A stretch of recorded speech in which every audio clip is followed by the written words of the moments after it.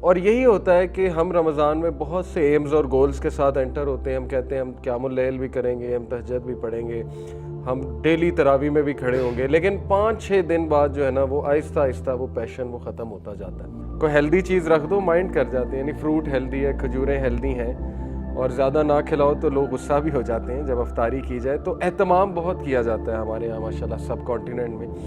روح افزا مسٹ ہے, پکوڑے مسٹ ہیں, چکوریاں کہہ لیں وہ آئلی پروڈکٹس مسٹ ہیں, پھر یہ سموسے اور رولز لوگ اسپیشل بنواتے ہیں. ٹھیک ہے, اللہ تعالیٰ کی حلال کردہ چیزیں ہیں, کھانے میں کوئی حرج نہیں ہے, منع نہیں ہے, بلکہ خوشی کا موقع ہے, افطاری خوشی سے ہی کرنی چاہیے.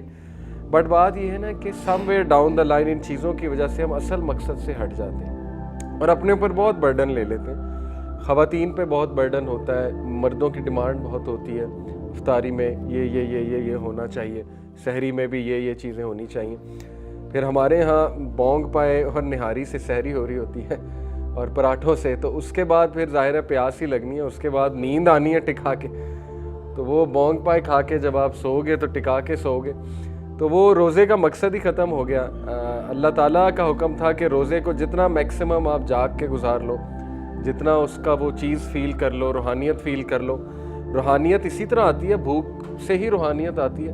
جو بندہ زیادہ کھاتا ہے, زیادہ سوتا ہے, وہ روحانی تو کبھی نہیں ہو سکتا. یہ تو بنیادی باتیں ہیں, بنیادی اصول ہیں. کم بولنا, کم کھانا, کم سونا, یہ روحانیت کی نشانی ہے. حکیم لقمان سے کسی نے پوچھا تھا کہ آپ کے ہاں اتنے لوگ آتے ہیں آپ سے مشورہ کرنے, آپ حکیم کیسے بن گئے؟ تو انہوں نے کہا کہ 6 چیزیں ہیں, کم کھاؤ, کم سو, کم گفتگو کرو, وعدہ جب کرو تو نبھاؤ, آنکھوں میں حیا پیدا کرو, جب بولو سچ بولو. یہ 6 باتیں انہوں نے بتائیں, تفسیر میں آتا ہے سورہ لقمان کی.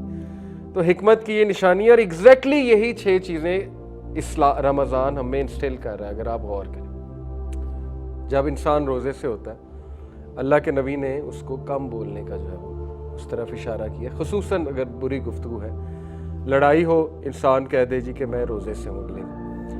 اور لڑائیاں بہت ہوتی ہیں رمضان میں, لوگ فرسٹریٹڈ ہوتے ہیں, جاب ہولڈرز اسپیشلی بائک پہ نکلے ہوتے ہیں, گاڑیوں پہ نکلے ہوتے ہیں, ظاہر ہے گرمی بھی ہوتی ہے, تو ان لوگ جو ہے وہ جھڑپ کر لیتے ہیں.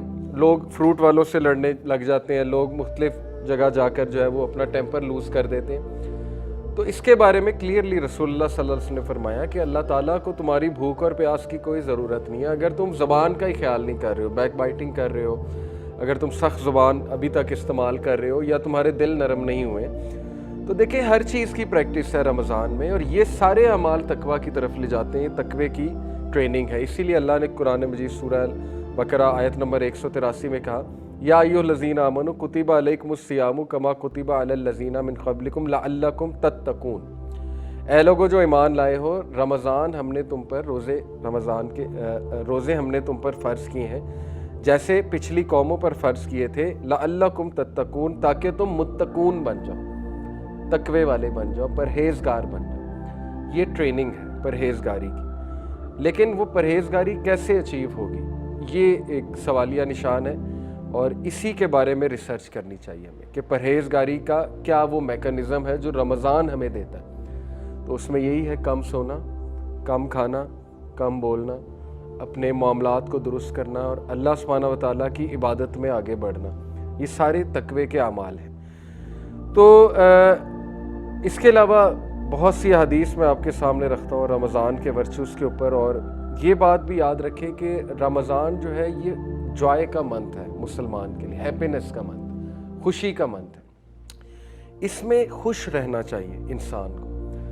اور اس پہ حدیث بھی ہے صحیح البخاری کی, رسول اللہ صلی اللہ علیہ وسلم نے فرمایا, the fasting person has 2 kinds of happiness. روزے رکھنے والا جو ہے اس کے لیے 2 خوشیاں ہیں.